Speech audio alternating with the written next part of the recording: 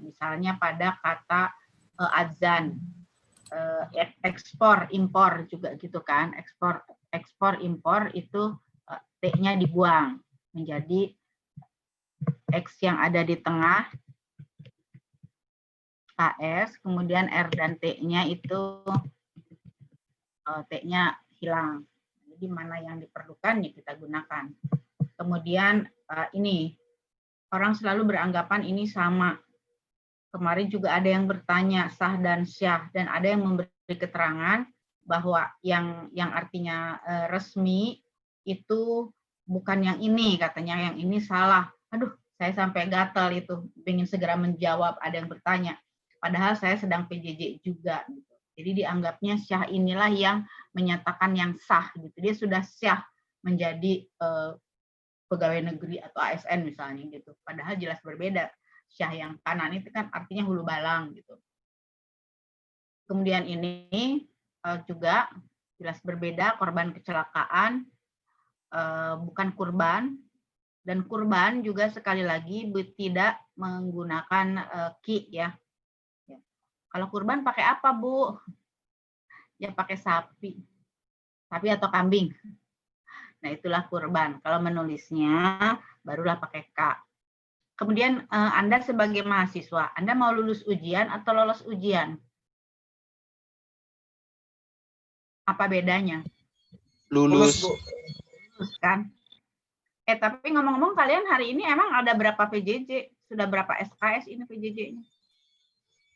5 SKS. 5, Bu, ditambah Ibu jadi 5. Oh, berarti tadi 3. Iya kan? Saya 2 kan? Iya, Bu. Berarti cuma 2 kali gitu, 2 mata kuliah hari ini. Iya, Bu. Iya, betul. mata kuliah. Ya. Lolos bisa juga berkonotasi. Nah, kalau anak itu lolos ujian, nah dia nggak ikut ujian gitu. Seperti gini, si Caupan siapa itu? Lolos dari kejaran polisi.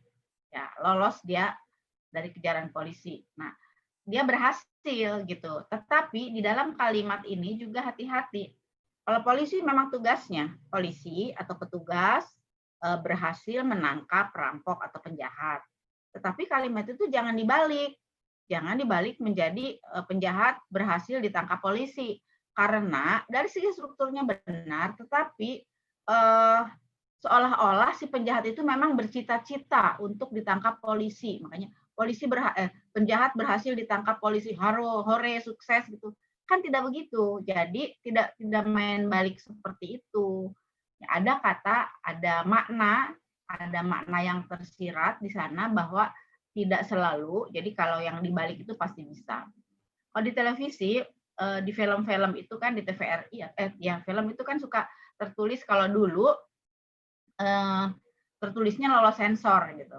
Nah, sekarang BSF mengeluarkannya tidak begitu, badan sensor film itu. Lulus sensor.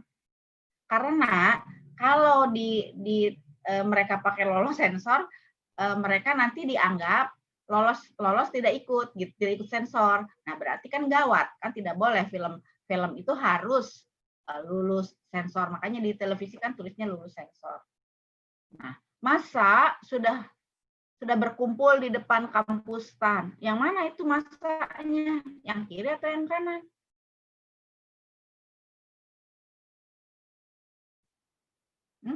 Halo? Ya benar, kayak ngomong sendiri. Yang S-nya 2, Bu. Ya, yang S-nya 2. Maksudnya masa sudah berkumpul di depan kampus TAN karena sudah mulai pendaftaran gitu. Kan kalau sudah mulai pendaftaran tuh berkumpul di dalam itu, di kampus itu padat sekali.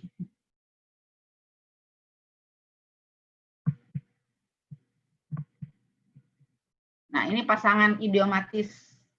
Yang manakah di antara 2 kata ini yang benar? Pasangannya yang mana? Yang A atau yang B? Yang pertama dulu, yang ini yang A atau B? A. Ya, antara itu pasangannya dan, ya, bukan dengan. Kita sampai pukul berapa ya? Saya takut kelewat. Lupa melulu. 15.40, Bu. 15.40. Ya. Benar ya? 15.35 nanti ingetin. Harus segera loncat saya. 15.40. Nah, yang kedua mana? Atas atau bawah? Atas. Atas. Ya. Ya, tidak, itu pasangannya tetapi. Dia tidak mengikuti kuliah, tetapi jalan-jalan di kantin. Jalan-jalannya di Plaza Bintaro. Jauh banget di kantin. Di kantin ketahuan.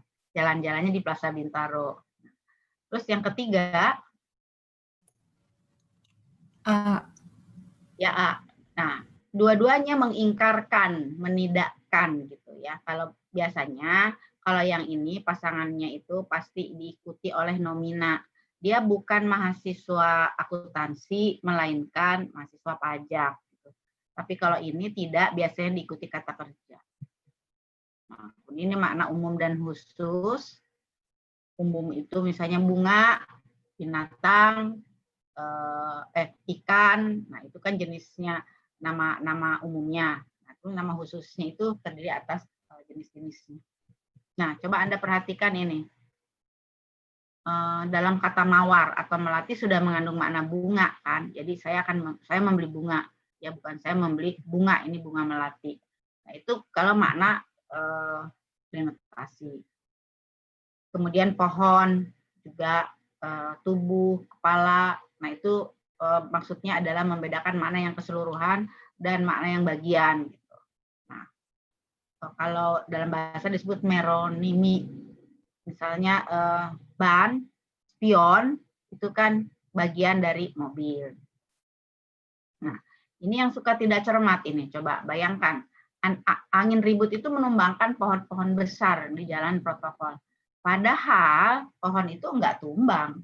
Yang tumbang itu adalah rantingnya atau dahannya. Tidak mungkin kebayang nggak kalau pohon itu tumbang dengan dari bawah itu akarnya. Nah, itu betul-betul menyengsarakan pengendara. Nah, ini apa bedanya? Penguji, ada peuji. Apa bedanya? Coba tulis aja di sini. Kalau penguji itu siapa? Di chat aja, sini tulis. Ya, coba Alif, Nikomang, tulis. Taskia, 1, 2, 3. Udah, 3 aja dulu. Cepat, segera tulis di chat apa bedanya. Tadi sesuai dengan apa yang saya panggil. Penguji dan peuji, penyuluh dan pesuluh, penatar dan petatar. Silakan, cepat. Sekarang juga.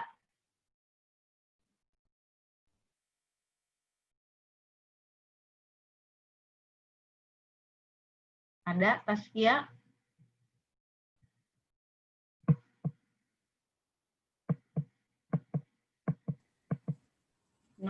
Nuriza, ada Nuriza, Danar, Ivan, Wanda, ada semua ini? Ayo cepat, sekarang juga. Tulis aja di chat.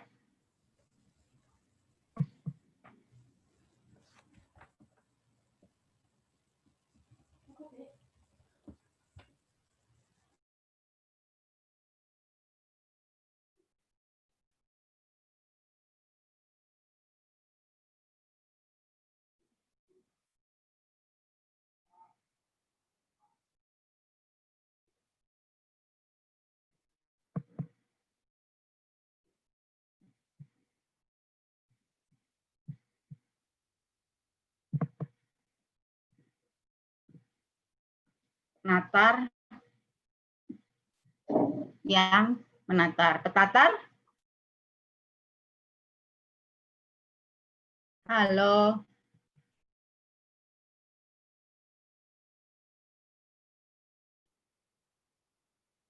Ya, jadi penyuluh, penguji orang yang menguji. Penyuluh apa? Anda tahu penyuluh? dari kata dasar suluh itu artinya memberi penerangan. Penyuluh itu orang